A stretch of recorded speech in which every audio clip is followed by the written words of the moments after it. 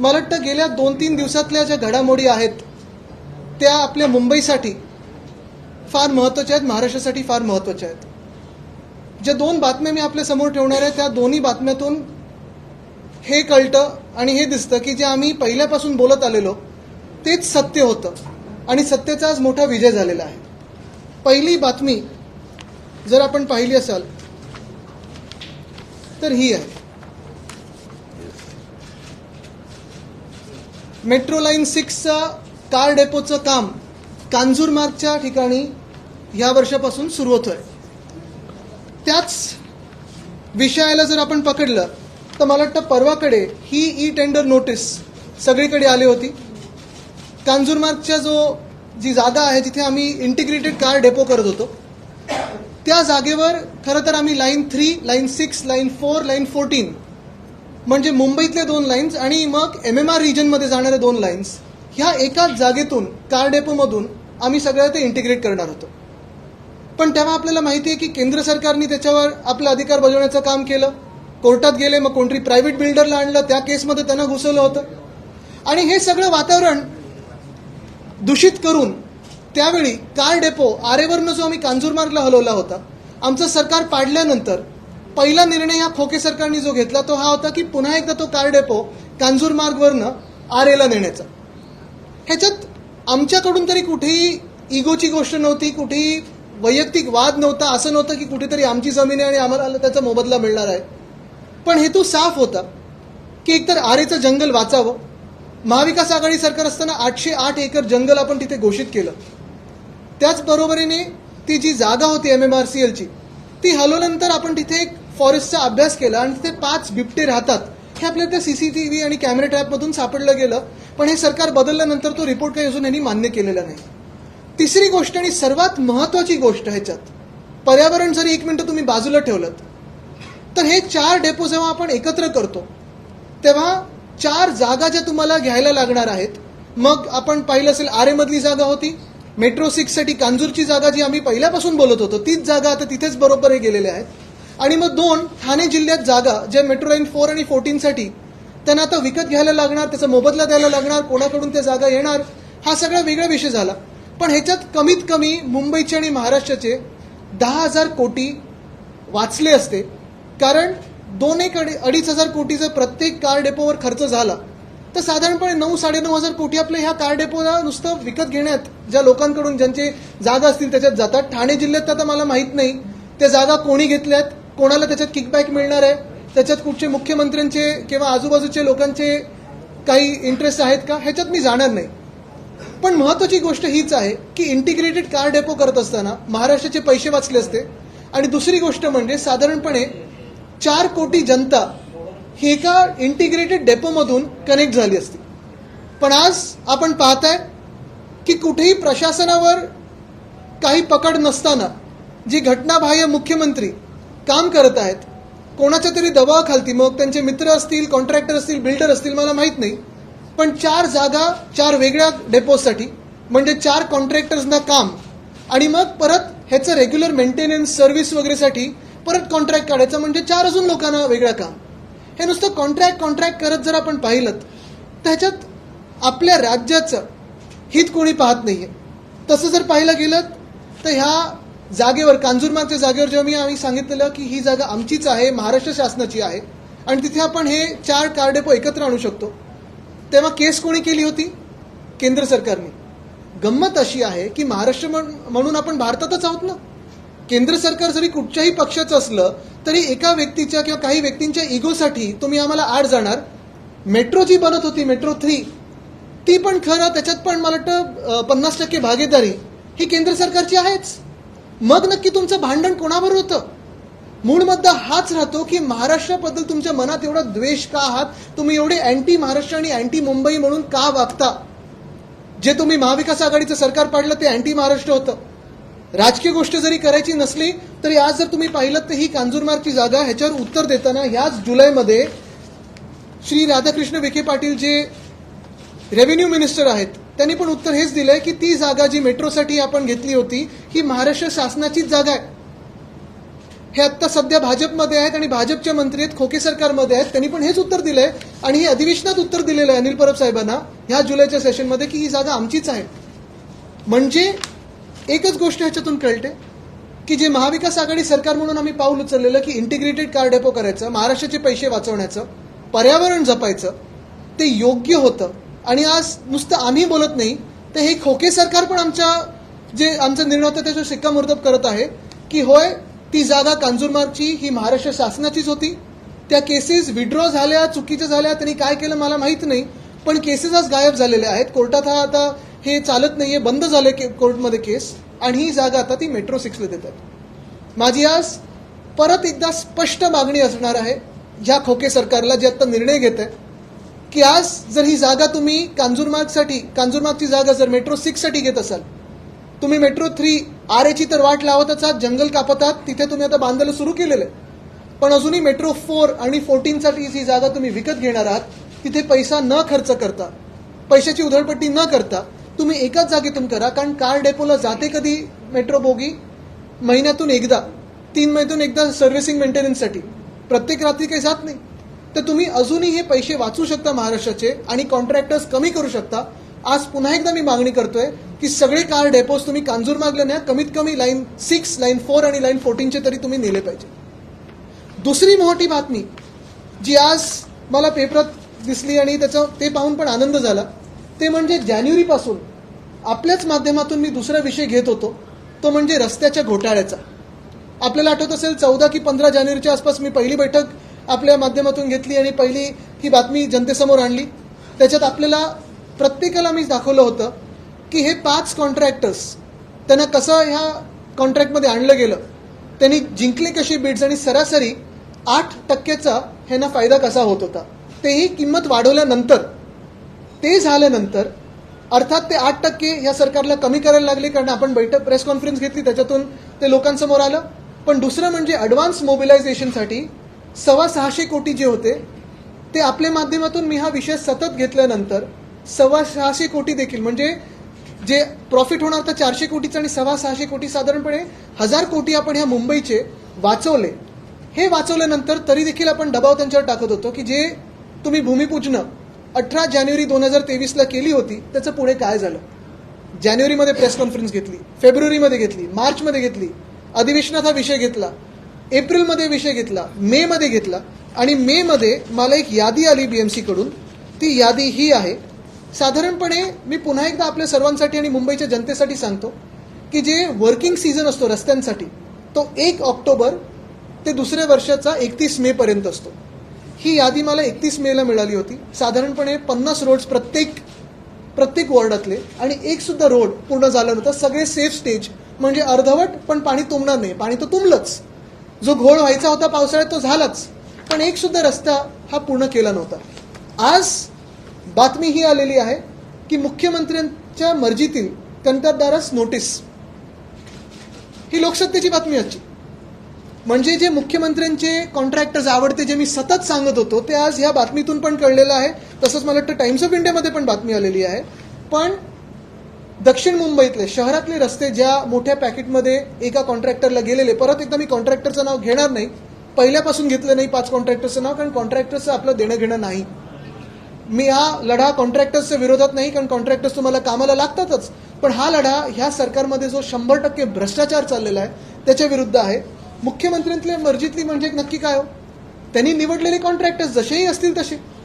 पण आज त्या शहरातल्या कॉन्ट्रॅक्टरला नोटीस गेलेली आहे, 15 दिवसाची टर्मिनेशनची नोटीस, की आम्ही तुम्हाला रद्द का करू नये. मला जे सांगण्यात आलं, काही अधिकारी मला सांगत होते, त्यांची नावं घेत नाहीत, नाहीतर त्यांनाच नोटिसा निघतील किंवा त्यांच्यावर धाडी पडतील. पण त्यांनी पण सांगितलं होतं की पावसाळ्याच्या आधी पण ह्या लोकांना नोटिसा जाणार होत्या, पण कुठच्या तरी कोणीतरी नातेवाईकांनी वगैरे काही सेटलमेंट केलं असेल आणि CMOतून फोन आला होता की हे आता कॉन्ट्रॅक्ट रद्द करू नका. पण आज आपण पाहतोय की दक्षिण मुंबईतलं कॉन्ट्रॅक्ट हे रद्द होण्याच्या मार्गावर आहे. आता 2 गोष्टी होऊ शकतात.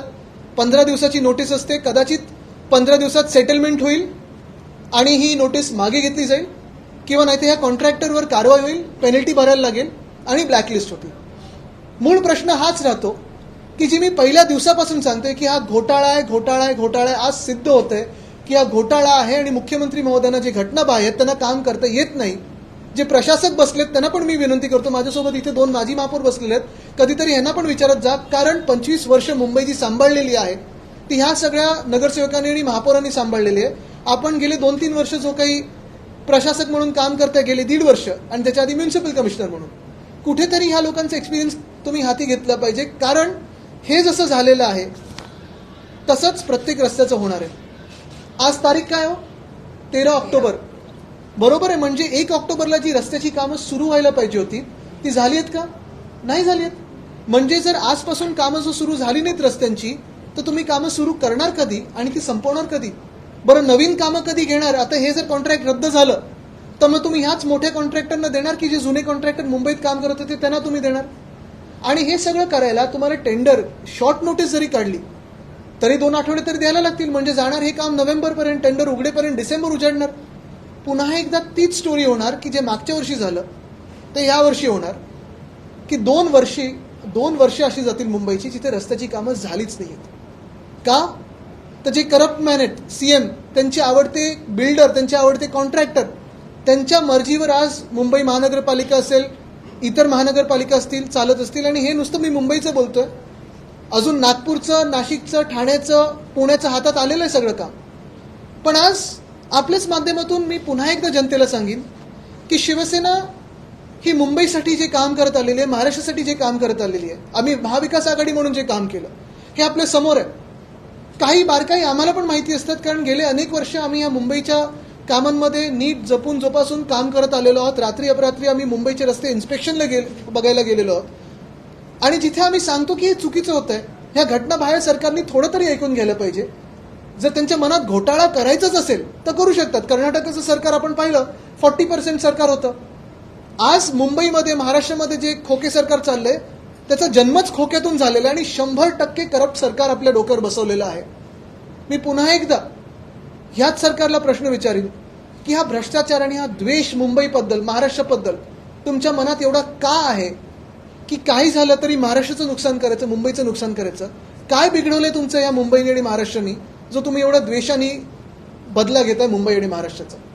ह्याच्यावर तुम्हाला काही प्रश्न असतील तर तुम्ही नक्की विचारू शकता. आज सुप्रीम कोर्टामध्ये महत्वाची तारीख ज्यामध्ये सुप्रीम कोर्टाने थेट विधानसभा अध्यक्षांना ताशेरे मारलेले आहेत की तुम्ही जो टाइम टेबल दिलेलं आहे ते काही मला पटणार नाही आहे. नवीन टाइम टेबल हे 17 तारखेला द्यावं आणि त्याचबरोबर 2 महिन्यात तुम्ही दिलं नाही तर 2 महिन्याच्या आत आम्हाला निकाल लावण्यासंदर्भात तुम्हाला नक्कीच. पण तुम्ही एक बघा, 1.5 वर्ष हे सरकार चाललं आणि जे 2 घोटाळे तुमच्या समोर आणले, स्ट्रीट फर्निचरचा 3रा स्कॅम आहे, सॅनिटरी पॅड वेंडिंग मशीनचा 4था स्कॅम आहे, पुणे रिव्हरफ्रंट डेव्हलपमेंटचा 5वा स्कॅम आहे.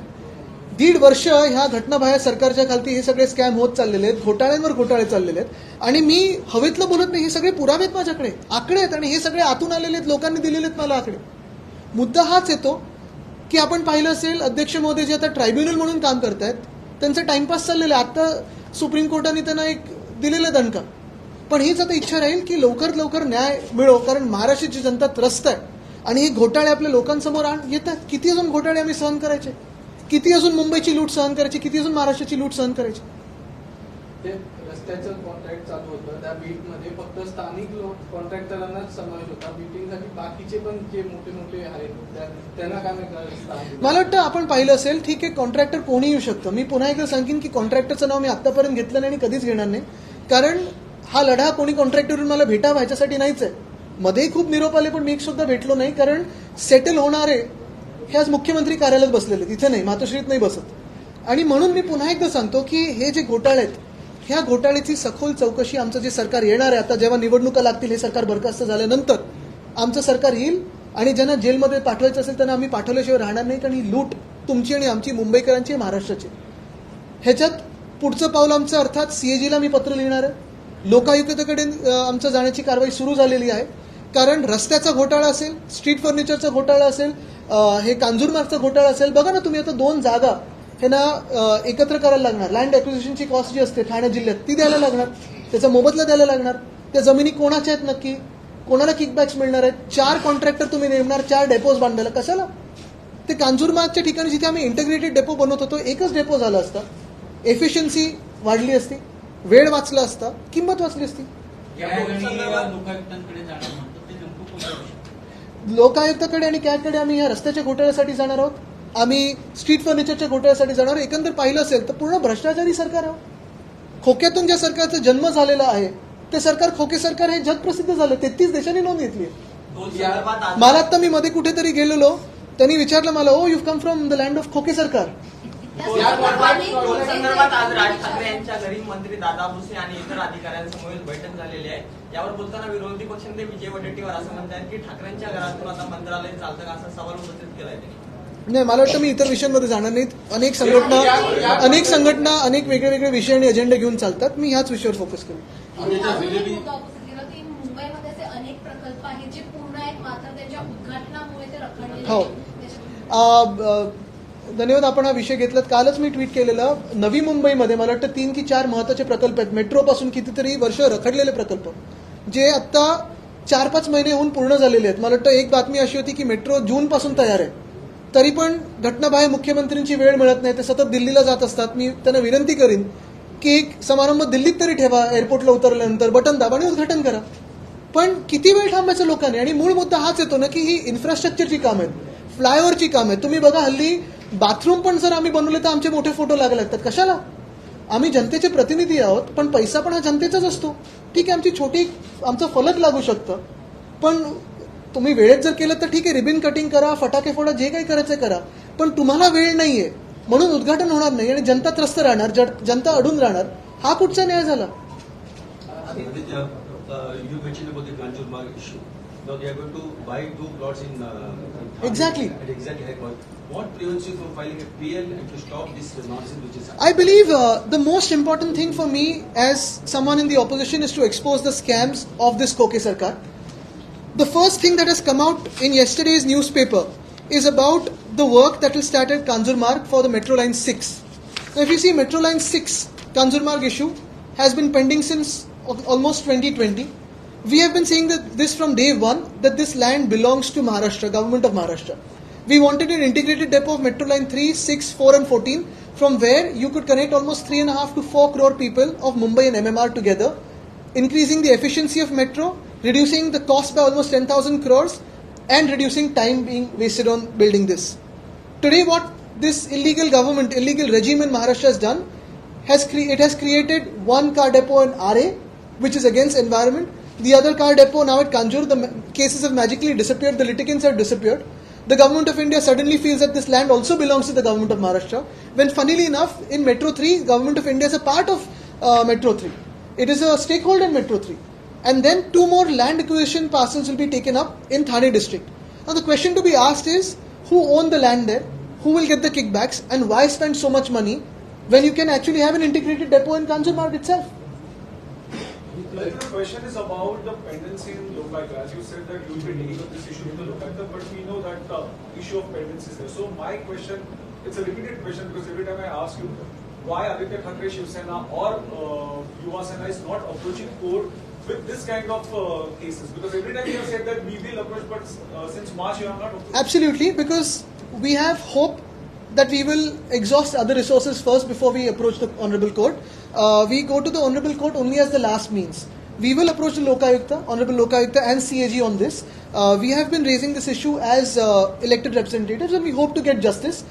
Very soon you will see that this illegal regime will fall, will have to be dissolved. After the elections, when we form our government, we will pursue an investigation, a thorough, free and fair investigation in these cases. And we will punish whoever is corrupt in this. Mumbai महापालिकेच्या आयुक्तांना तुम्ही बरीचशी पत्र लिहिली होती या संदर्भात, street furniture घोटाळ्याच्या बाबतीत ही पत्र लिहिली, काही उत्तरं आलेत त्यांच्याकडे?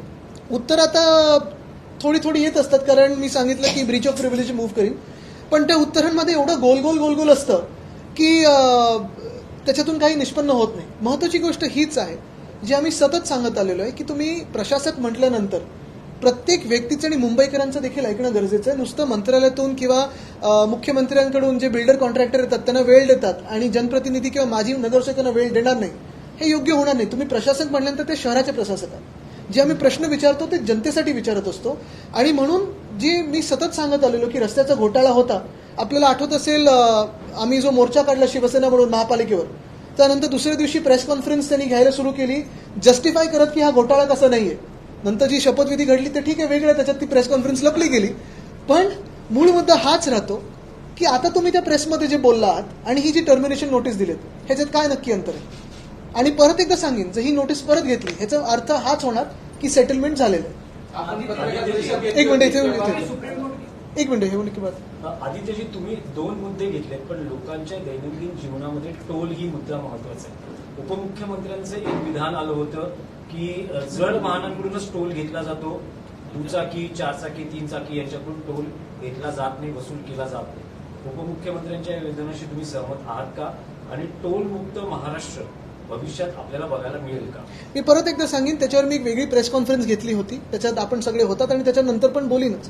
पण आज जो टोलबद्दल मी बोलतोय हा तुम्हाला न कळत तुमच्या खिशातून, तुमच्या टॅक्समधून जो लुटलेला टोल आहे, हा मेट्रो लाईन 6चा असेल, ह्या रस्त्यांचा असेल, हा सगळ्यात महत्वाचा विषय आहे. कारण आज तुम्ही जो टॅक्स भरता विश्वास ठेवून की ह्याच्यात भ्रष्टाचार होणार नाही, हा भ्रष्टाचार आपल्या डोळ्या देखत होत आहे. आणि तो आज या नोटिसा काढून किंवा तिथेच बनवून हे सरकार मान्य करत आहे. मला वाटतं हा खूप मोठा विषय आहे. एक मिनिट मागे जाऊन डिस्क्वालिफिकेशन को लेकर बात सुनवाई भी, जहां पे सुप्रीम कोर्ट के अध्यक्ष ने काफी नाराजगी जताई जिस प्रकार से राहुल गांधी फैसला ले रहे हैं. उन्होंने समय सीमा तय करने की बात की और 2 महीने के भीतर इसका फैसला किस सुनवाई. बिल्कुल, जो कार्रवाई शुरू है आज, अगर आप देखें तो स्पीकर साहब अभी सिर्फ स्पीकर नहीं है, अध्यक्ष महोदय नहीं है, लेकिन वो अभी ट्राइब्यूनल के रोल में काम कर रहे हैं. यही उम्मीद रहेगी कि वो फ्री और फेयर काम करें, लेकिन टाइम बाउंड काम करें, मर्यादित समय में काम करें, ताकि न्याय मिले. Delayed justice is justice denied जो कहते हैं, आज बात उसी पे आई है. अगर आप देखें तो 1.5 साल ये मामला चलता रहा है और उसी में ये सारे जो घोटाले हैं, जैसे कर्नाटक में 40% सरकार थी, हमारे यहाँ तो इस सरकार का पूरा जो जन्म है वही खोखे से हुआ है. 100% भ्रष्ट ये सरकार बनी हुई है. और बात यही होती है कि कितने दिन जो संविधान के खिलाफ ये कार्रवाई चल रही है इस सरकार की, ये सरकार भी नहीं मानता, मैं तो रेजिम कहता हूं इसे, कितने दिन चलेगी. और हमें यही अपेक्षा है कि यहाँ के जो अध्यक्ष महोदय है वो जल्द से जल्द निर्णय ले, या फिर हम सीजे साहब के पास वापस जाने वाली है. आज अगर आपने कार्रवाई देखी तो स्पष्ट होगी कि उसमें भी जो नाराजी उन्होंने जताई है वो सारी जनता जता रही है. 6,000 कोटीचा प्रोजेक्ट होता, त्यातली 10% रक्कम देण्यात आली होती, मात्र कामाला अद्याप सुरू नाही झाला. नाही, ती अडली. आपण प्रेस कॉन्फरन्स घेतल्यानंतर ॲडव्हान्स मोबिलायझेशन अडला.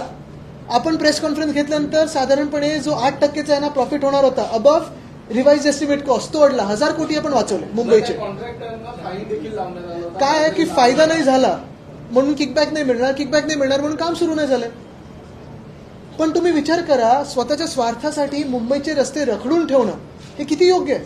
मुंबई महापालिकेचे सुशोभीकरणासंदर्भातला प्रश्न आहे. मुंबईच्या सुशोभीकरणासाठी ज्या ठिकाणी पत्र दिले तिकडे ऍडिशनल दिवे सुद्धा लावले जातात, पण आपल्या सरकारच्या काळामध्ये कोळसा जो होता त्याचा प्रश्न उपस्थित झाला होता.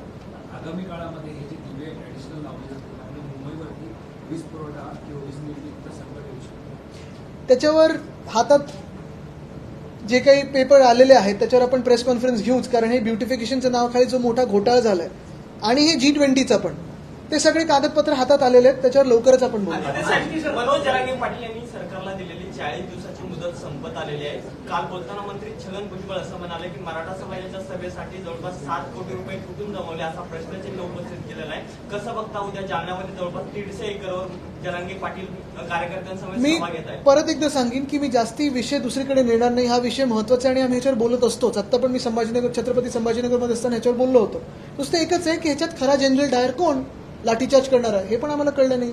खारघरचा रिपोर्ट सादर झालाय, समोर कधी येणार. पण आज मी परत एकदा विनंती करेन आपल्याला की हे 2 महत्वाचे विषय आहेत. कारण मी जे काही आधीपासून, म्हणजे एकतर विषय कांजूरचा आम्ही महाविकास आघाडी सरकार असल्यापासून, आणि दुसरं म्हणजे या जानेवारीपासून आम्ही ओरडत आलेलो आहे आणि मी आपले आभार मानतो की आपण पण तेवढंच ह्याला वेळ आणि स्पेस देत आलेला आहात. कारण हा विषय जरी हे वरती गरागरा फिरणारे मुख्यमंत्री असतील, मंत्री असतील, त्यांच्या दुनियेत खुश असतील कॉन्ट्रॅक्टर्सच्या आणि बिल्डर्सच्या, हे विषय आपल्याला रोज भेडसावणारे विषय आहेत. हे विषय आपल्या टॅक्समधून विषय होणार आहेत. हे विषय आपल्याला खड्ड्यात घालणारे विषय आहेत आणि म्हणून हा विषय खूप महत्वाचा आहे. रस्त्यांचा घोटाळा आणि कांजूरमार्गची जागा. मी पुन्हा एकदा सांगेन की आज महाराष्ट्राचे 10,000 कोटी वाचू शकतात. 3 तरी कार डेपो ह्या कांजूरमार्गला 102 एकरमध्ये होऊ शकतात. कदाचित त्यांचा हा विचार असेल की कांजूरमार्गमध्ये पण एक छोटं स्टेशन करावं आणि उरलेली जी जागा आहे ती बिल्डर मित्रांना ट्रान्झिट ओरिएंटेड डेव्हलपमेंटच्या नावाखाली देऊन टाकायची. पण 102 एकर असताना तुम्ही कशाला 15 हेक्टर म्हणजे बाकीचे काय बिल्डरांच्या घशात घालणार आहे का? मेट्रो 4 आणि बाकीच्यांसाठी तर ठाण्यात घेत आहेत. मूळ मुद्दा हाच आहे की चला ठाण्यात तुम्ही चारी करायच्या ठाण्यात चारी करा, पण एकत्र जर केलं तर एका नोडल पॉइंट मधून तुम्हाला 3.5-4 कोटी जनतेला केटर करता येतं, तेवढी जनता जोडता येते. Mumbai east west north south आणि MMR प्लस रिपेअर मेंटेनन्स सगळं एका ठिकाणी येतं. तिथूनच BSTचं तुम्ही डेपो करू शकता. अर्बन प्लॅनिंगच्या माध्यमातून तुम्ही हे काम घडवू शकता. उरण हे ठिकाण आहे जे देशातलं सगळ्यात जास्त वायू प्रदूषण असलेलं ठिकाण आहे असं हे घोषित झालं आहे. आणि आपण देखील पर्यावरण आज मुंबईतला स्मॉग बघा. I want to ask you one question. The law and order situation under this government has gone for a toss. This morning in Kashmir, during daylight, somebody came to open fire at the shopkeeper. And recently, Hotel Marine Plaza and Marine Drive, prime location, costing about 500 rupees. Because with pressure from the underworld, tapes are there. That hotel is sought to be taken over by some Western interests for 8 lakhs. Hotel with 500 rupees. Tremendous pressure is being put. But what is more important is that despite the public trust going to the Mumbai police to complain about the underworld's threat, nothing is being done by this government. No, I think if you see in a government where MLAs who fire their guns in police stations and can show their guns in a Ganpati Bappa Mironuk, in a place where you have ministers who abuse women and women MPs and still there's no action taken on them, in a government under where one MLA's son is caught on CCTV kidnapping someone and there's no action taken on them, what justice and what law and order do we expect? Last शेवटचा प्रश्न. पाठीमागच्या 3.5 महिन्यापासून राज्यात पाऊस नाही, सगळीकडे दुष्काळाचं सावट आहे, धरण क्षेत्रामध्ये पाणीसाठा कमी झालेला आहे. उद्योगांना सुद्धा पाणी पुरवठा चालू आहे, कुठेतरी बंद करणं, आरक्षित करणं गरजेचं आहे. मात्र सरकार निर्णय घेत नाही. शेतकरी संकटात आहे. सोयाबीनच्या उत्पादनामध्ये घट झालेली आहे. काय सांगाल? हे सगळं आम्ही विचारतो तेव्हा सरकार परदेशी दौऱ्यावर पळतं.